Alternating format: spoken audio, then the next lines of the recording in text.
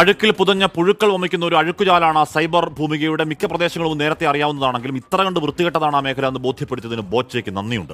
ഒരു double meaning അല്ല, ഒരു 1.5 ഡബിൾ മീനിങ്ങോ ട്രിപ്പിൾ മീനിങ്ങോ ആണ്. ആ പുരാണം പറഞ്ഞ കുന്തിദേവി വർത്താനമൊക്കെ ചെറുത്.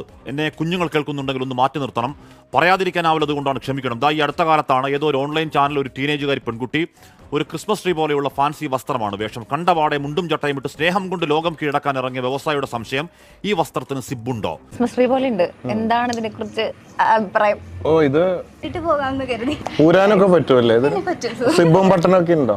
ഉണ്ട് സർ. അല്ല, ഒരു ഡൗട്ട് ഉണ്ട്, ഊരി കാണിക്കാവോ? അയ്യോ, അത്ര ഊരാൻ പറ്റുമോന്ന് അറിയാൻ വേണ്ടിട്ടാ. ബാക്കിലാണോ ഫ്രണ്ടിലാണോ അതിന്റെ ഓപ്പണിംഗ്? അത് കുറച്ച് പേരുടെ ഹെൽപ്പ് വേണം സർ. ആ, ശരി.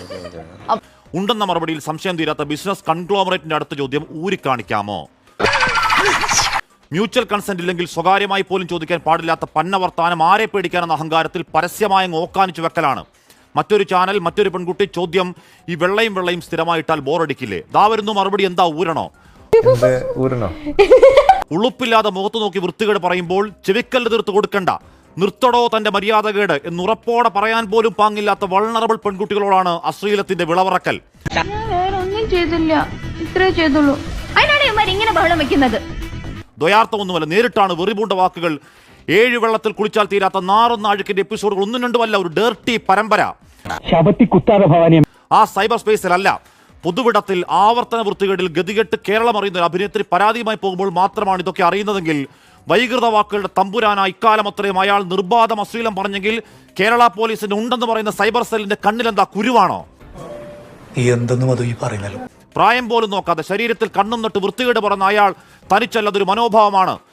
ഇത്രയും വലിയ ഗതികെട്ടവൻ ഈ ലോകത്ത് വേറെ ആരെങ്കിലും ഉണ്ടാവും? എന്റെ കർമ്മം, എനിക്കിതൊക്കെ ഒരു ത്രില്ലായിട്ടാ തോന്നുന്നു. രാഷ്ട്രീയ പ്രതിരോധം എന്ന മട്ടിലും അല്ലാതെയുമൊക്കെ ഈ വൈകൃതം ശീലമാക്കിയ പെർവർട്ടുകൾ അഴുക്കൻ കൂട്ടം അങ്ങ് മര്യാദാരപന്മാരാവുമെന്ന് പ്രതീക്ഷ വേണ്ടെങ്കിലും നാക്കും അതിൽ നിന്ന് വരുന്ന വാക്കും ബി കെയർഫുൾ. ഒരു പെൺകുട്ടിക്കെതിരെ മര്യാദ പറയാനൊന്ന് ചുരുങ്ങിയ പക്ഷം കൈവിറയ്ക്കുമെങ്കിൽ അന്താരാഷ്ട്ര കോടീശ്വരന്റെ വീണുപോയ കോൺഫിഡൻസും തടവറവാസവും നല്ലതാണ്. തെണ്ടിത്തരം കയ്യിലുണ്ടെങ്കിലും കുട്ടി കരുതുന്ന പോലെ അത്ര തെണ്ടിയല്ല ഇവൻ. ആ വൃത്തികേട് പറഞ്ഞതിന് തൂക്കിയെടുത്തുകൊണ്ട് പോകുമ്പോൾ ജീപ്പിലടിച്ച് പ്രതിഷേധിക്കാനും മുദ്രാവാക്യം വിളിക്കാനും ഇവിടെ ആൾക്കൂട്ടമുണ്ടെങ്കിൽ എന്റെ സാറേ എന്തോന്ന് പ്രബുദ്ധ കേരളം. എന്തൊക്കെയാണ് ഈ കൊച്ചു കേരളത്തിൽ സംഭവിക്കുന്നത്? ആൺകുട്ടിയാവട്ടെ പെൺകുട്ടിയാവട്ടെ അവരുടെ വസ്ത്രങ്ങൾ ഇഷ്ടമല്ല എന്ന വിയോജിപ്പ് പറയുന്നതിനപ്പുറം ശരീരം കൊത്തിപ്പറിച്ച് എന്തും പറഞ്ഞങ്ങ് മേയാമെന്ന ധാരണക്കാരെ കേരളം കൈപ്പാടകല നിർത്തണം. തരം കിട്ടിയാൽ ആ കൂട്ടം പിച്ചുകീറുന്ന ബലാത്സംഗികളാകും. അക്ഷരം തെറ്റാതെ വിളിക്കണം, പൊട്ടൻഷ്യൽ റേപ്പിസ്റ്റുകളാണ്. നിന്റെ പ്രവൃത്തികൾ നിന്റെ തലമേൽ തന്നെ മടങ്ങി വരും.